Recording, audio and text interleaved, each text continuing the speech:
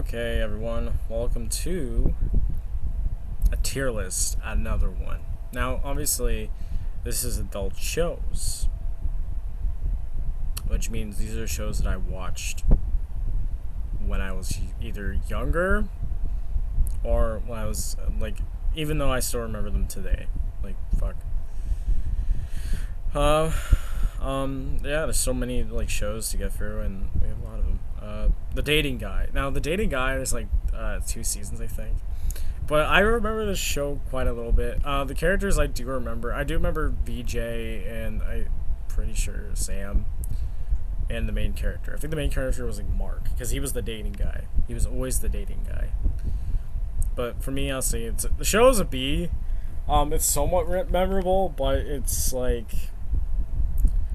It's literally about dating. Literally, that's all it is. I mean, I could put it up to A if I want. American Dad. I'm not a huge fan of American Dad, but I mean, they're A for me as well. Cleveland shows fucking. Cleveland shows fucking a C or a D because it's not as nah. Cleveland shows a C because it's not that good. Honestly, it's not the best show ever, really. It didn't last very long. Obviously, I can remember, I think this is, Ricardo, and I'm pretty sure this is Donna, and then that's Cleveland, and then his son there. I don't know the daughter's name, to be honest. I don't remember the daughter's name. Futurama, S tier, because the characters are memorable. The storylines are memorable.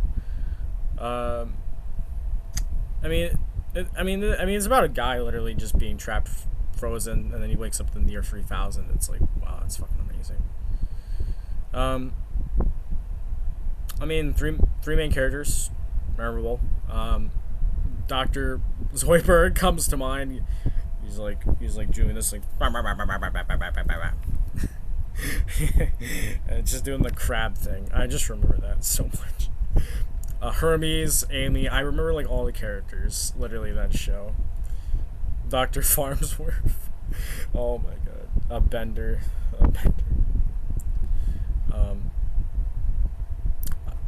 I remember Kiff. I think there was another character, if I remember. I can't remember his name. Zap Brannigan or something like that. I'm pretty sure that was his name. I don't remember. Sons of the Butcher is fucking entertaining as hell. I remember this show, but it's been so many years since I watched it.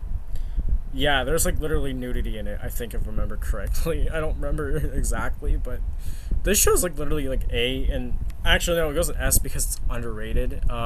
Very underrated show for its time. Hervey Barfman, Attorneys Law, not really a huge fan, so it goes in D for me. Robot Chicken, S tier. Robot Chicken is just my shit, okay? When I was fucking 10 years old, I got caught watching Robot Chicken. Or I actually stayed up at around 10 or was whatever it was at night just watching Robot Chicken. I was not supposed to. I was not supposed to watch Robot Chicken.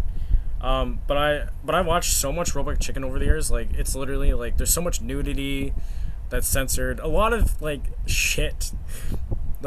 It's brutal. It's fucking hilarious to watch some of the stuff that Robot Chicken has. Forget About It's A, but I'm kind of leaning towards putting an S because I might as well put an S. It's literally a very good show, about Italians in Canada. They had to move there because of some problems in the States that they had to deal with. They had to get fucking I guess they had to come over to Canada because I think witness protection or something like that. I don't remember. I think that's what I remember from the show is. And then there's fucking Aqua Teen Hunger Force. Oh my god, the show is fucking brilliant. Meatwad's too memorable for. I'm pretty sure I remember the other two names, but I forget their names.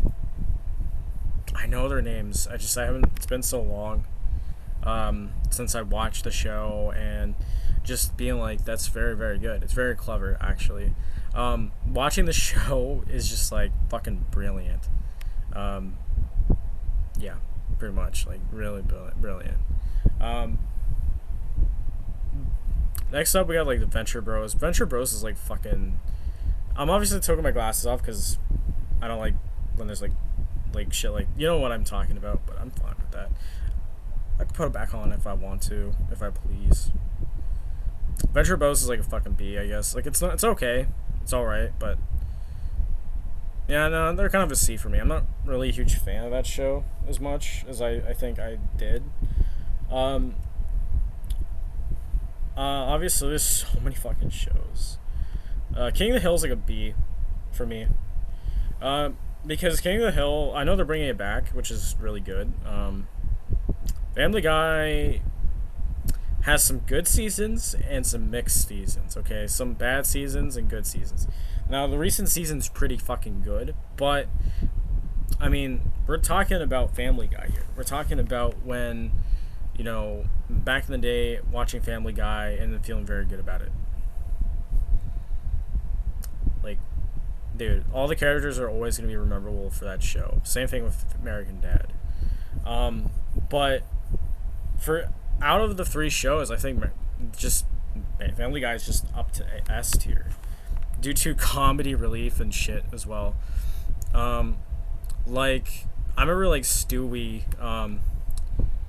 making a joke about Jackass, and I remember like Stewie. It's just I like Stewie for some reason, where just he was on like fucking. I remember watching this one clip where he was on like a roller coaster ride, and then he's like he didn't want to like.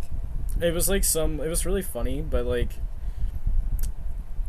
he didn't want to like he just stand up and he didn't like while everybody's also sitting down, and then he just died. He's just his head is just on top on another fucking roller coaster cart with a family of another family, and then they're like freaking out and shit, and literally his fucking head is like him smiling. As he, yeah. Oh, I should I show that? I mean, that's very gruesome, but it literally is really funny. Actually, no, I shouldn't show you because actually I'll pause for a second because I'm not going to show you. So yeah. Hey, kid, can you duck down for this picture? This is literally what happens. It's our family photo. You're kind of getting in the way. I'm not ducking down. You duck down. You're getting in my way. Stop being a brat and duck down. No way. In fact... Yeah, this is literally what I was talking about. Yeah, Stewie really shouldn't be doing this. Oh my god. Oh my god, it's worse. It's really bad when Stewie does that kind of thing. It's just bad, but it's actually funny at the same time. It's just gruesome but funny in a way. Yeah, because his head's just fucking off, and that's what I was talking about. Like, fuck, I love Stewie. And that's what I can never forget about Stewie is a lot of things, like him from being evil, and you do see a lot of character development with that show too. I mean, yeah. Laura Morrill has literally the same animation style as Robot Chicken, but it's not. It has some Christian shit in it, so it's like kind of like a Christian show, which is literally perfect for someone I know. I think I'm talking about her right now, Eve. Yeah, Eve would love this show, definitely. But for me, it's gonna go in like C, I guess. I mean, maybe even D, because I didn't really like the show that much. It wasn't really that sexual. It just didn't feel like it just. Like, probably murder is most likely what... It would have been, like, a 14-plus show, I think. Frisky Dingo is, like, literally C. I don't remember much from the show. It's not as shitty as these two. I'm not a huge fan of Harvey Birdman, Attorney at Law. But, yeah. Obviously, these are just adult shows that I watch, and I know we're going to have a controversial pick when we get to it. Undergrads is underrated as fuck, because it's literally an A. I like the animation style. It only lasts like one season, which kind of sucks, but it showed some nerdiness, and it was really cool. Like, it was like showing these people that are like in college, I think, or something like that. Pretty cool. I mean, Clone High is literally like fucking. I haven't seen this show, but I think it literally will probably get an A. I've heard good things about this show, and it made made a comeback. So I mean, next up is gonna be King of the Hill, obviously, but they have to like do a sequel to the show, like the continuation. But with the Clone High, it's like that's fucking amazing. Like historical figures being teenagers, you know, and or just recloned, right? And that's really cool. Like, just imagine the amount of people that would be cloned today. Like, just imagine I was cloned.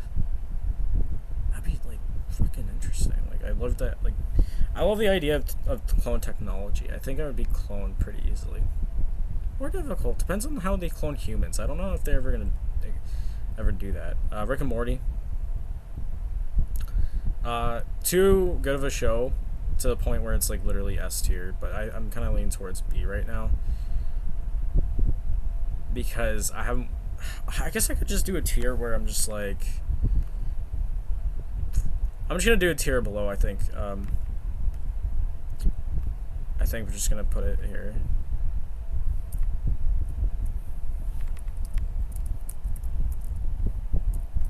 Yeah, we'll put that in there. Yeah, definitely gonna be putting Clone High there. I'm definitely gonna be putting Rick and Morty. I haven't really seen too much Rick and Morty, so that's literally another thing. We got Metal Apocalypse, which is like pretty dark, but also like it has involving a metal band and shit. It's pretty fucking bad ass. But also kind of crucifying because like, yeah. I feel like that show has some kind of interesting things to it. Boondocks is memorable for certain reasons. Like, dude, that show actually that I guess I could put Metal Apocalypse at B as well. Archer's probably at A. It's not S because I've seen some Archer episodes, but I know Archer's kind of like trying to replicate James Bond, so I kind of understand that, but more of a sexual kind of thing with Archer. But Archer's not James Bond. He's kind of his own James Bond, in a sense. Yeah, I mean, I've seen the characters just, you know, develop as well. I like shows where there's like character development, and I like that kind of stuff too. I mean, Shameless is an example of that, where it's character development. You see that throughout the ages or the years of that show, and seeing the characters grow as people, and taking different career paths and all that shit. I mean, like that's something. Or next up is, of course, this is Squibbies. I think not a memorable show for me either, but I'd probably put them in like C as well. Maybe even actually I'll put Frisky and Dingo at B, but I think literally this show I do kind of remember the animation stuff too, but that's about it. Last but not least is the Grand Canyon of, even though it's not an adult show, technically it is, because it's a reality show as well. But I watched this show when I was a kid, and I got in trouble for that. I mean, like, for seeing naked or topless Playboy models in the show. Now, this is where my obsession for blondes kind of begins. I'm just kidding. I just had a thing for blondes all because of the show. And that's why I still have a thing for blondes. And I will put it even at S tier because I like it.